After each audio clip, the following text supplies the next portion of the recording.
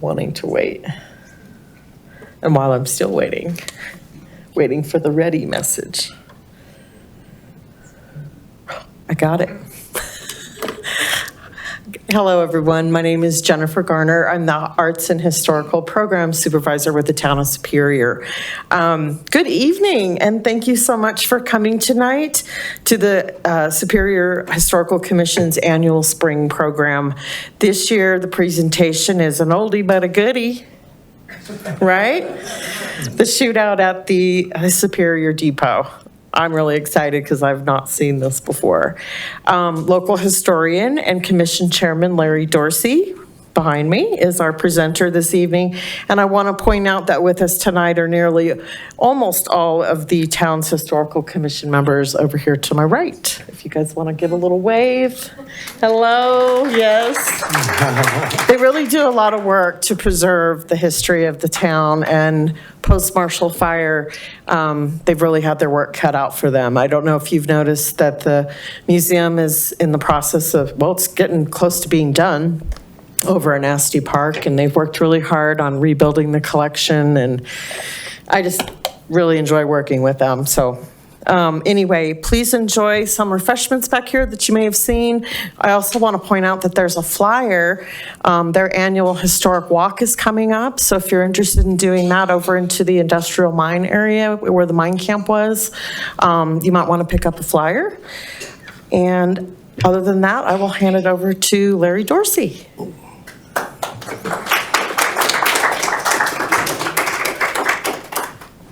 Well, thank you, JG. And everybody here okay in the back room? Very good. Thanks a lot for the introduction, and thanks to all the support we get from the Historical Commission here as we do, as JG said, carry out our mission of preservation of Superior history. And you might be interested in knowing there are 2 vacancies on the Historical Commission, so we can always use some more help. If you'd like to sign up, there's a way to do that on the website. So as JG mentioned, we're going to be having our annual walk out into the open space and to the site of the coal mine and the mine camp in the first Saturday in May 4th. And it'd be nice to see you again on that event if you're up to taking a walk over through some cactus and old pieces of iron and cable and stuff like that. That's what we do. Let's see. Now, I believe in having mottos, goals to follow and everything, and so that's one I've done on all my years as a teacher and Historical Commission work. Plan ahead, and I'm probably one of those guys that'd be sawing off the limb I was sitting on or something like that. But anyway, let's see. We do have to have some ground rules here, ladies and gentlemen, so we'll make sure that the ladies, of course, I guess we can do an age check too. That might kind of expose some people, but and not to be showing any signs of preference or anything. The men also have their standards that have to be met, so please do not spit on the floor during the performance. I didn't check and make sure no one's carrying shall we say, overripe tomatoes with them this evening or anything like that. So I hope we can, hope I'll survive okay. It's really a pleasure to be able to share some of this history with you. I've developed a number of slide programs over the years, and a lot of them have to do with railroading because I also volunteer at the Colorado Railroad Museum. And so over the last 10, 12, 15 years almost, I think, I've presented these programs around. I always kept this one on the Superior Shootout as kind of one, try to do it with good timing. So here it is. You're going to get a chance to see what took place on the platform of the depot here in Superior. A little bit of background first, though. There's our old building, the one that burned down in the dreadful Marshall Fire. And I don't think that wooden building, that ancient wooden building with wooden shingles, I don't think put up much resistance to the fire, unfortunately. And so, we had it really set up awfully nice. We thought we were pretty proud of the way it looked, but things happen, you can't turn the clock back. So right now we are in this building, and as our temporary museum, just right across the street and back of us here, back of Town Hall, and we will be open on May 4th, as usual, and then when we close it up, we'll take everybody who shows up for that stroll out to the mine camp and mine site. And there's a photo I took this morning. So this is the one, our replacement building is coming right along, and really pleased with the progress and with the job that's being done by the contractor. And it's did as close as possible an exact replica of the one we lost. The only difference is we had to put a main floor bathroom, so it's just kind of a powder room in a knockout out the back side. So it's complied very nicely with our original. And of course, the other thing we're proud of besides our building and buildings is our 1942 fire truck. And I'm kind of looking closely there because we are going to buy some license plates for it from 1942, Colorado plates to put on it.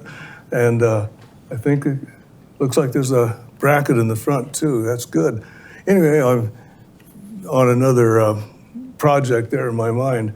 So and we bring this out, of course, for the 4th of July parade and many openings if we, weather permitting. So that's some stuff about the background of the commission, what we're doing these days, and we're also welcome to drop into one of our commission meetings on Friday mornings, third Friday of the month, 10 o'clock over at the community center. Okay, flying lead at the Superior Depot. Raise your hand if you knew the Superior had a depot. Well, that's probably about 30–40% of you did. Yeah, so most people, when you say, oh, I live in Superior, they say, oh yeah, over by Costco, huh? And so this is the great landmark, Costco, and followed closely by Target. And what I try to emphasize to people is a lot more to Superior than Target and Costco. And go back to 1860, when the founding family came into this valley. This is William C. Hake and his wife Emmeline, and they engaged in agriculture here, as very common, along with the Autreys and the Egglestons and Mortons, early names along the Coal Creek Valley, pioneers. Now, Mr. Hake's a bit of an entrepreneur, so he got the idea of, based on some exposed dark soil, looked like it could be lead to a coal seam, and he hired a fellow to dig or sink a 265-foot shaft, vertical shaft, right down into the depths of Boulder County, and has developed into called first the Hood Mine, and eventually the industrial mine. Now this is looking out toward Boulder. You can see the outline of the Flatirons in the background. So this is looking west, and we see, oh, I forgot my pointer. And we see all the building off on the right is probably the office, got a boiler house, blacksmith shop, the mine tipple, water tank. So this is typical setup for a Colorado coal mine back in the days. And here's the scene of the incident. There's the station agent and his wife standing on the platform. And there's the Superior Depot. We're going to see a few more shots of that. And if you've ever been to the Broomfield Depot Museum, I'd recommend it highly. They're carbon copies, essentially. The Colorado and Southern Railroad built Broomfields in 1908. This one was built in 1910. And this one, like the one in Broomfield, had a residential quarters for the station agent. in the upper floor. And so the railroad is called the Colorado and Southern. It was an amalgamation of a number of railroads by 1899. But what a subsidiary of the Colorado and Southern was the Denver and Interurban Electric interurban car line, ran on the same tracks as the Colorado and Southern. And they called it the kite route because you can see the outline of the route, I guess I should be saying, resembles a kite. And so Louisville Junction and DNI Junction were down there by approximately 95th Street and US 36. It's kind of over, but where that new development is with all the car dealerships and so forth. There was a junction there that brought it over the auxiliary main line over to Superior. So from Superior went on to Marshall, and then up through south, what's now South Boulder, and across the university campus into Water Street and Broadway. Used to be called 12th and Broadway, 12th and Water, now it's Broadway and Canyon.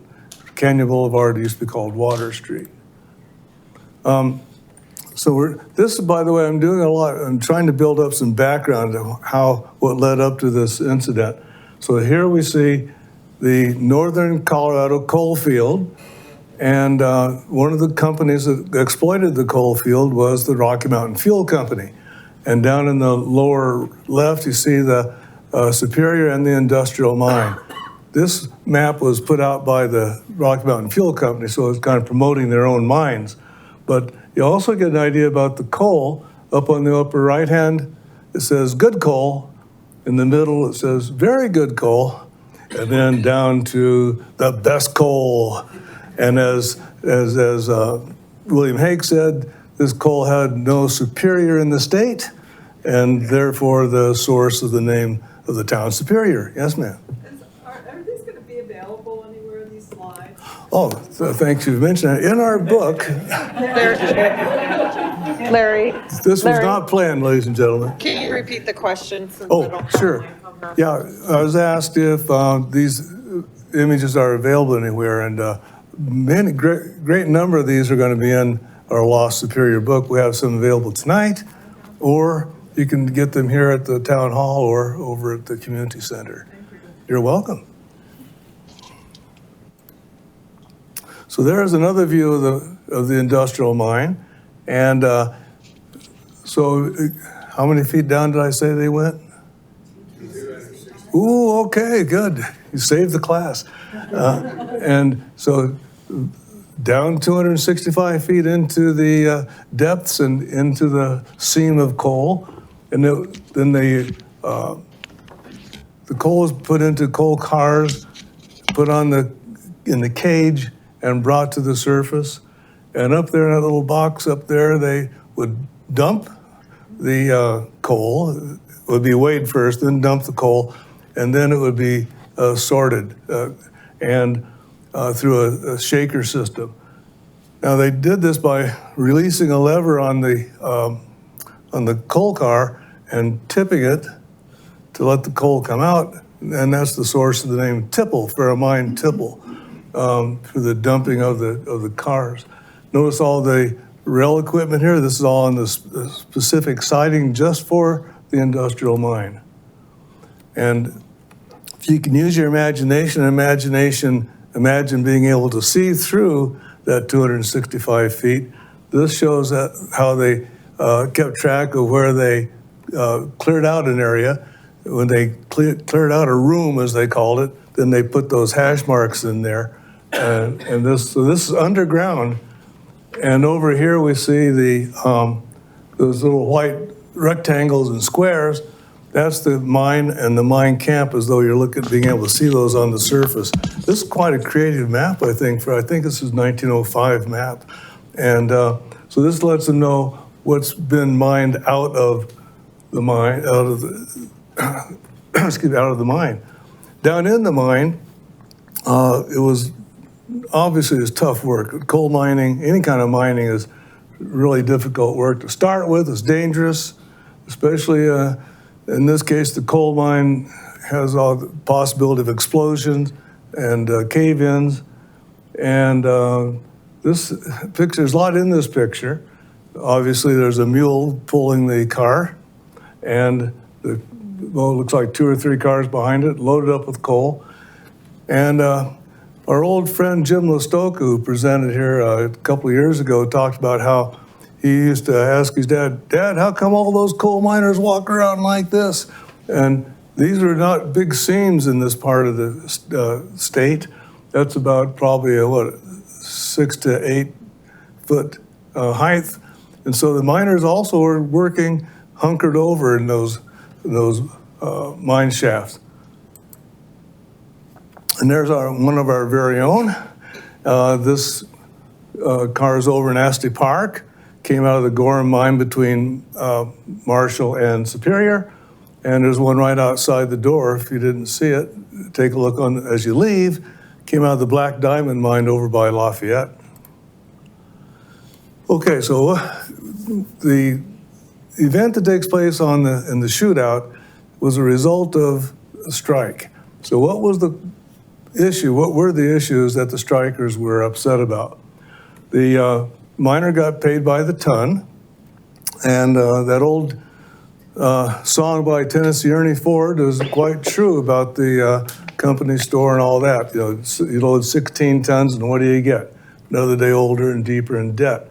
So these tags, each miner had like a clip full of these tags, and they served a number of purposes. One is when the miner went into the mine, he hung a tag on a board, and that indicated he was in the mine.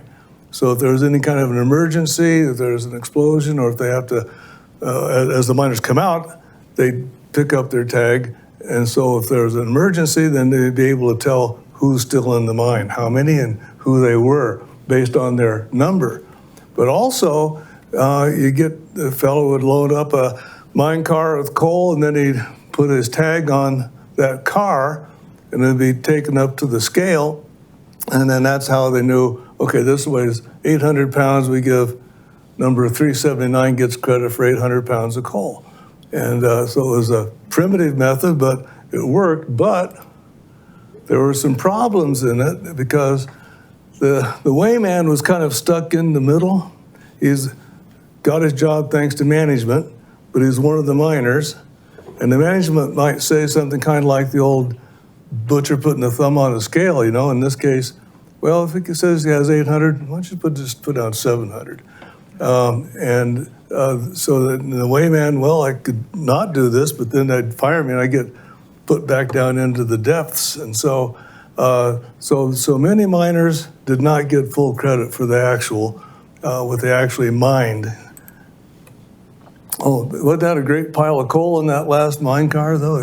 I think that might have been done for photo opportunity, but I'm not sure.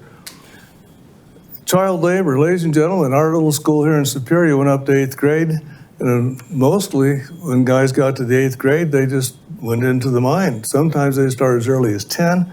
A lot of 12 to 14-year-old people were down in the mines. This fellow on the left, there's a lot in that picture too, because up on his top of his head is a soft hat and a open flame lamp. It's called a hog oil lamp because they put liquid lard in that, and so he had literally an open flame. All the miners did, not just the boys. He's got something around his neck. If you look around his neck, you see a bullwhip there. So this kid was in charge of moving the mules around down in the shafts. Over on the right, what do you think he is? 13, maybe 12?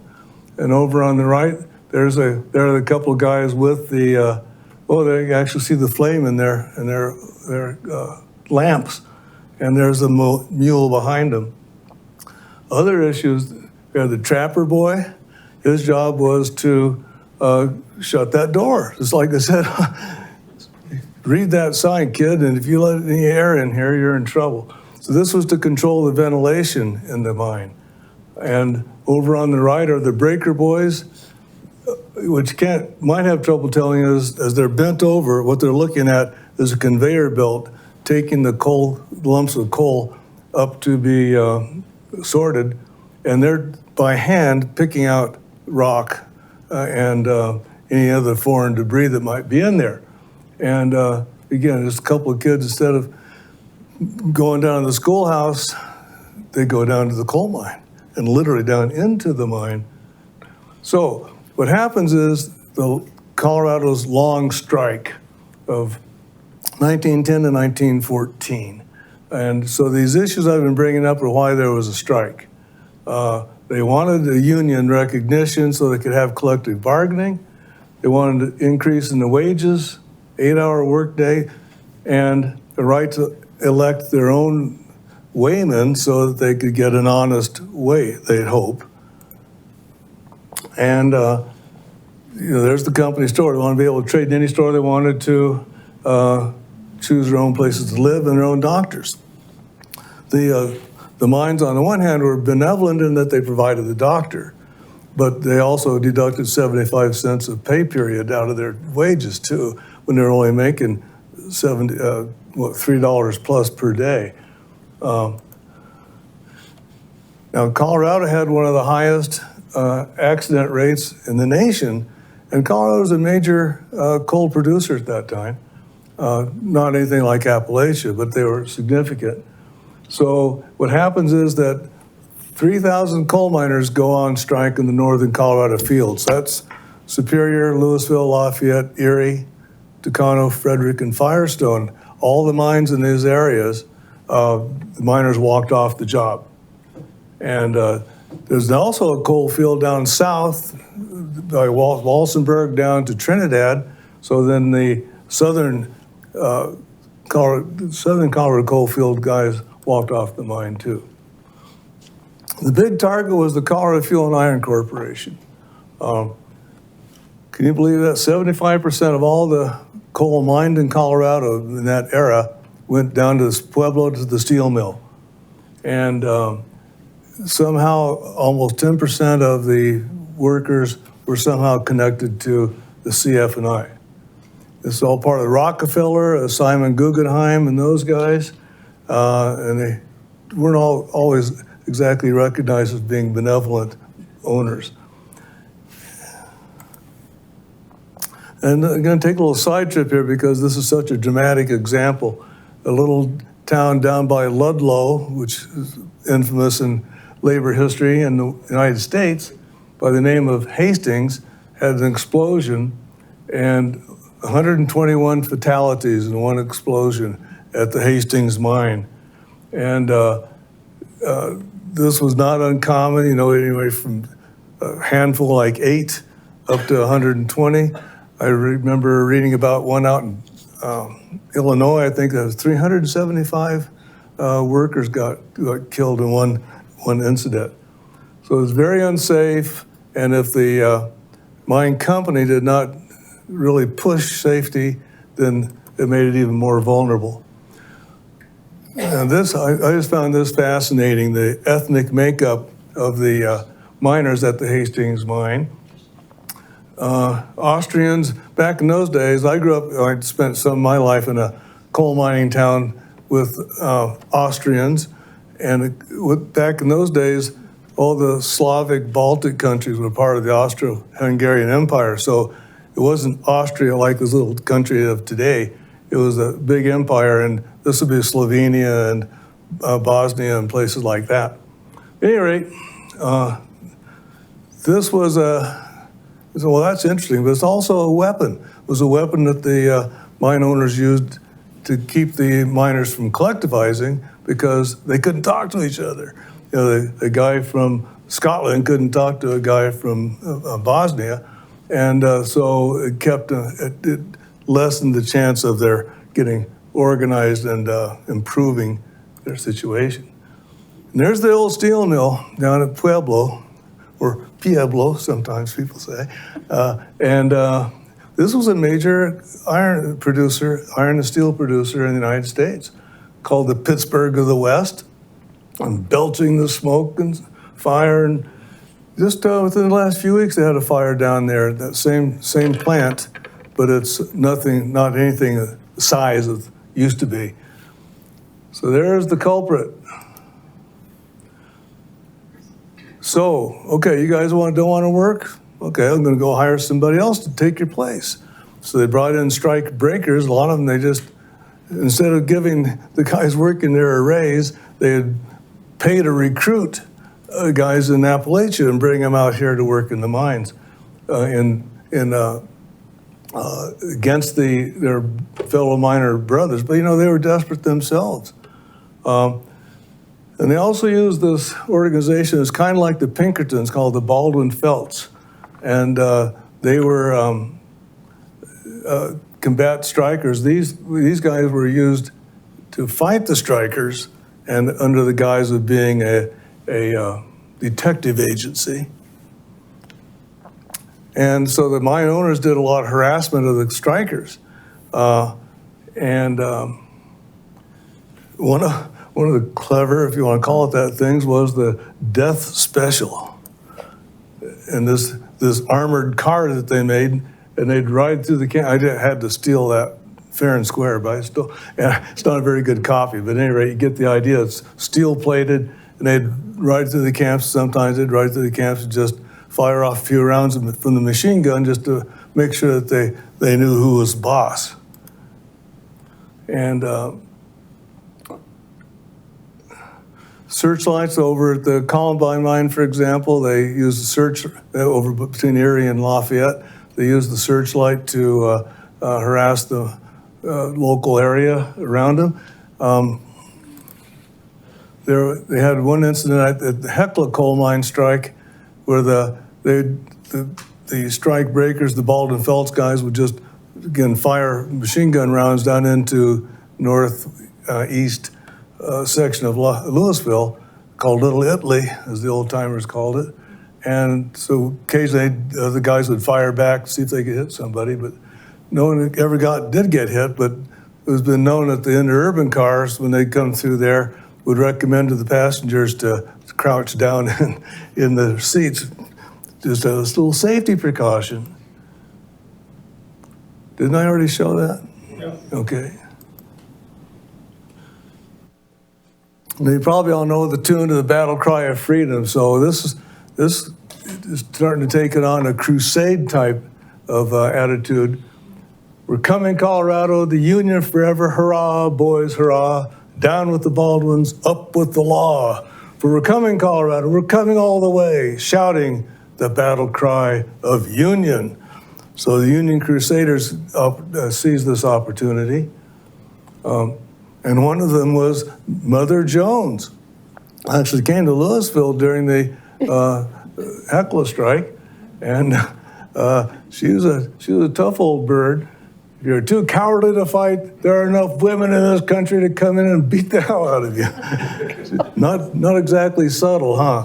And she spoke at a rally in Louisville. So the sheriff, Mr. M.P. Cap, is, we want to meet him because he plays an important role in this whole episode. And you can kind of get the tone of these bullet points here, that what they really were saying was, you cooperate with the mine owner in Baldwin Felts and we can make it worth your while. And they even got to the point where if he comes around here again, we're going to shoot that guy. And he was an honorable man and would not do that. In fact, he had this to say about the mine owners. I like that word, intemperate. I've been called that. Oh, my wife's sitting over here. I better be careful. And so in 1911, now this strike started in 1910, so a little bit later the next year, Lafayette Town Marshal was killed by Union members. Cap saves the day. He makes this dramatic thing, if you're gonna kill someone, kill me, and well, we don't want to shoot him. And they come to find out that the incident was blown out of proportion and misunderstood, and it was actually justifiable. Right here on Superior, and just a week or two later, the first of many George Kuffners was shot in his position as town marshal. And I just reread the 1911 newspaper account today, and it was just a mere wound that was in between some back muscles or something. So he just kept on going. But they had a big battle royal, a big fist fight, and eventually a beer bottle over the head. So this was quite dramatic. He carried that bullet in his body for the rest of his life. So here we are, November of 1911. We have the shootout happen here on our little depot. So here are some people all duded up going out of town. I want to emphasize that the Colorado and Southern Railroad provided passenger and freight service through Superior back in those days. So they're getting ready to hop on the train and go to Denver or whatever. And so there's a nice locomotive there in the foreground, in the middle. Off to the left is the mine. And you can see on the left the box cars and other freight cars going on up there to get loaded. And over on the right is the dump. And that's over by the creek, by Cold Creek. What happened was eventually they filled that up and they had to start going up the hillside to dump the remnants of the digging. And that's what you see when you're driving south on McCaslin. You look off to the side and you see the hillside over there. Very uneven, because that's all the dump coming from years of mining, 50 years of mining at the industrial. This is the main line, and that's the spur into the mine. And there's that same scene as today. So if you've been on that Mayhofer Single Tree Trail, that's on the old roadbed. I took that photo quite a few years ago now, and that's right in the foreground is probably where the depot was. And the trail goes off on the old roadbed, and now we have an interpretive sign at that location to tell you a little bit more information about it. There's the depot, and there's the bay windows. This is trackside, and that's where the incident took place. So, now, as far as I know, this dude didn't abide, for those of you who are big Lebowski fans. So Dude Searcy comes along. He's kind of a hot-headed guy from Appalachia, from Tennessee, I think it was. And as you might be able to determine, being called a scab was not a compliment. And he had a hot temper and a short fuse. And he even threatened at one time he was going to blow up some farmer's house for some reason. And so words were exchanged in the early evening. He said he'd return later. He's going to go back up to his house in the mine camp. And the first SOB that said anything to him, he was going to plug him. And there he is, John Searcy. And the other player in the scene is Angelo D'Andrea. And he was a young man from Italy, and an Italian immigrant, obviously. And so he's standing on the platform, along with some of his buddies, probably all strikers. And here comes the dude. And apparently D'Andrea said, "Oh, here comes one of those scabs now." And them was fighting words. According to the newspaper accounts, the lead flew. I kind of don't think it lasted for 15 minutes, but I wasn't there. And there's the interurban car, and that's important because Searcy was hit, and it just happened the scheduled interurban was coming through town, so they put him on the interurban car going to Boulder. And at about Folsom Stadium and one of those high-rise classroom buildings on the CU campus, that's where the University of Colorado Hospital was at that time. So that's where they took Searcy. He dies, and the next day, the coroner assembled a jury and found DeAndrea guilty with felonious intent. Well, in doing some research, I found out that these coroner's inquest juries were kind of a stacked deck. So the coroner brought in a jury of anti-union people, and so they declared DeAndrea to be the culprit. Well, this didn't go over well with the strikers. I love that this, again, is out of a newspaper account. They walked across the prairie carrying every conceivable weapon, and they line up, and there they are. Oops. And how would you like to be staring down those fellers, huh? They look like they mean business. And incidentally, there's always two sides to the issue, and a lot of the firearms that these strikers were equipped with were provided by the union. So, but this actually is from southern Colorado, but it fit the bill, I thought. So Sheriff Cap hears about this, and he gets into his automobile and speeds off to Superior. Now, this is 1911, so you can imagine speeding at, what, 15 miles an hour or something. And, but he's able to convince with his diplomatic skills to disperse the mobs. And there's his loyal steed. I have no idea what kind of automobile that was. Looks like a staged picture, doesn't it? Like like a backdrop at a photographer's place or something. But at any rate, there's Sheriff Cap being escorted by one of his deputies, probably. And so they get to a settlement.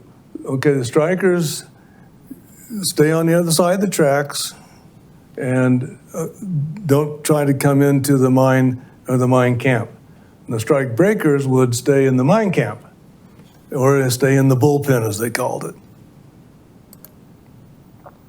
So now this photograph shows, this is looking north, so we're looking down from the hillside. In the foreground are the houses of the mine camp. There's the mine, of course, and cars waiting to get loaded. And so you guys stay over there, and these guys will stay over here. And that's looking a little different direction off to the west from a similar place. And that big white building is the mine camp boarding house. And off to the right there, you see the railroad tracks going over the creek. So that's still the Mayhoffer Single Tree Trail. They got that bridge, concrete bridge in there over the creek. And here's the ditch. You see, you probably notice there's two ditches up on the hillside. So that's one of them. I don't know which one. And just to make sure that the strikers don't get into the camp and harass the strike breakers, we got an encampment of the militia. I said, oh, the militia, that's nice. You got somebody neutral up there. But no, this militia was made up of pro-management people. And this site was kind of, well, just pretty much where they took that photograph, only a little bit farther west. And they had a machine gun nest up there, apparently.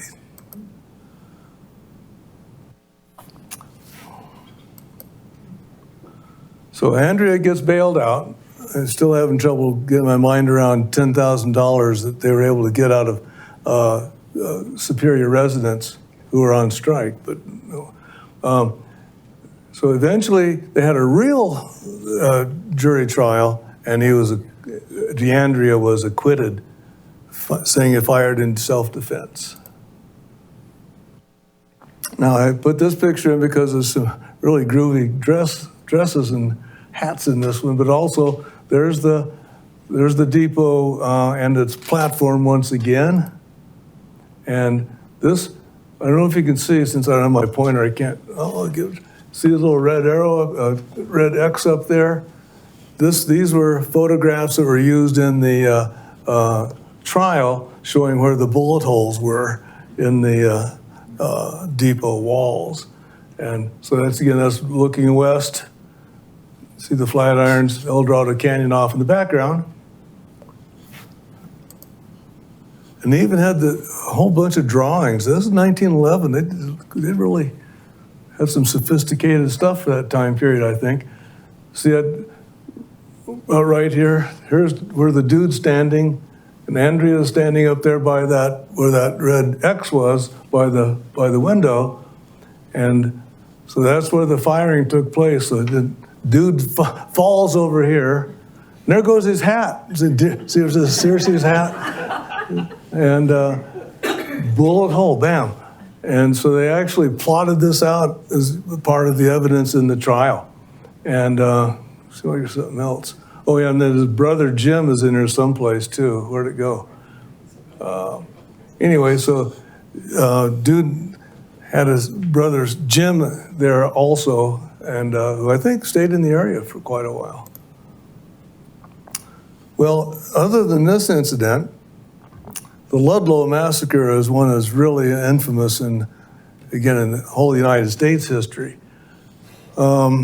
Ludlow is down south of Walsenburg on the way to Trinidad and off to the west in the foothills. And this was an incident where a lot of Greek immigrants were working there. Again, they had a variety of nationalities, but they were living in a temporary tent camp. They didn't have housing built for them yet. And so when the fighting broke out between the strikers and the management, these tents got set on fire.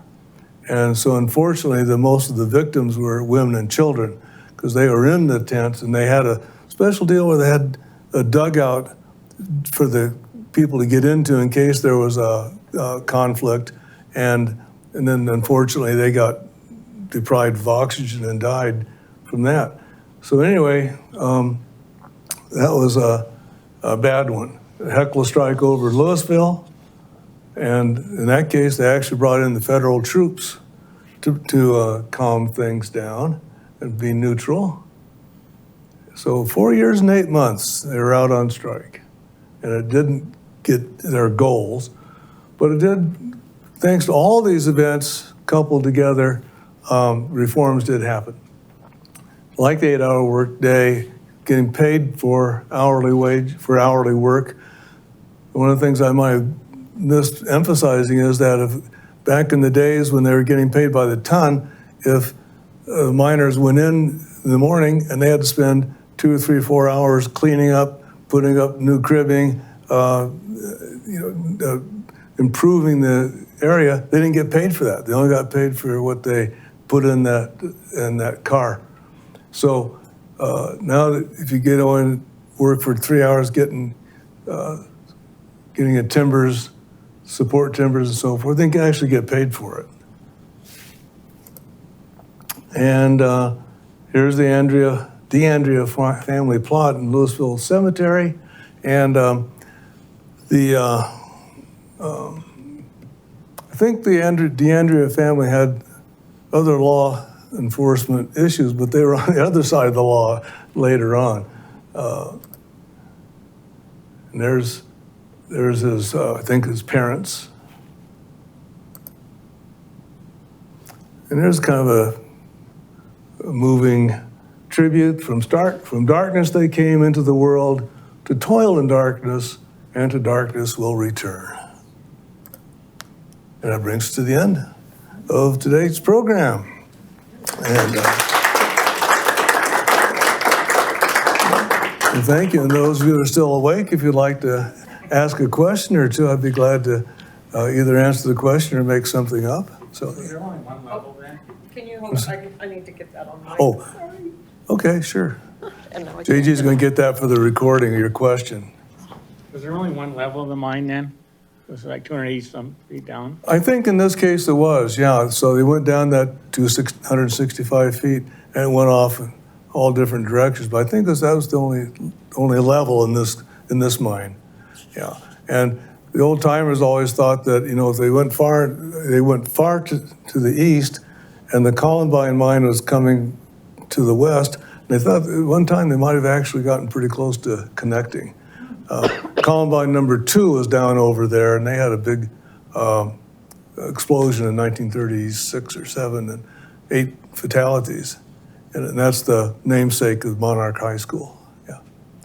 Any other questions? Yes. Oh, can I give it to you? Here he comes. She comes.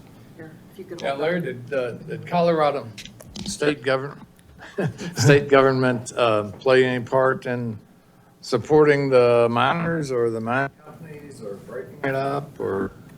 Generally, throughout this time period, they were sympathetic to the mine owners. A lot of them were investors, but a lot of them were investors, and I'll just leave it at that. Yeah. So generally speaking, the state government was not sympathetic to the miners. In fact, they had a number of instances in hard rock mines, the same thing. Down at Cripple Creek, big strike got pretty violent, and a similar situation. If I can ask one other question, what percentage of the or royalties, I guess, or tax was going to the state from the coal that was taken out? Well, I really don't have an answer for that one. Yeah. Okay. Sorry, can't answer that. Sorry. Interesting question.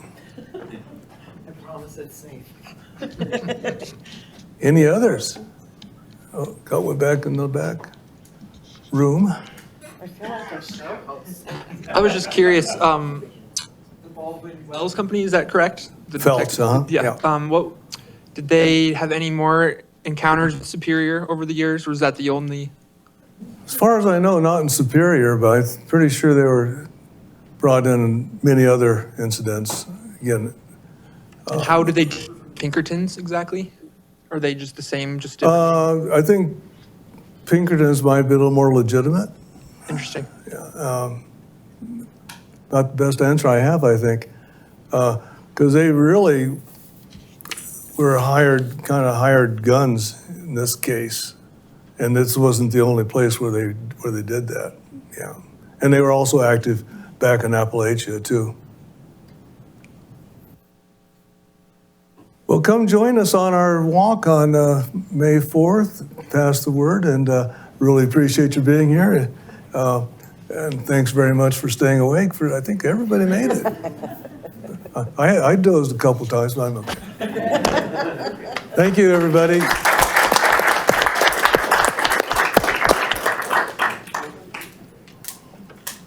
Eat cookies too. Oh yeah, don't forget the cookies. We had some good homemade cookies that JG did this afternoon, so.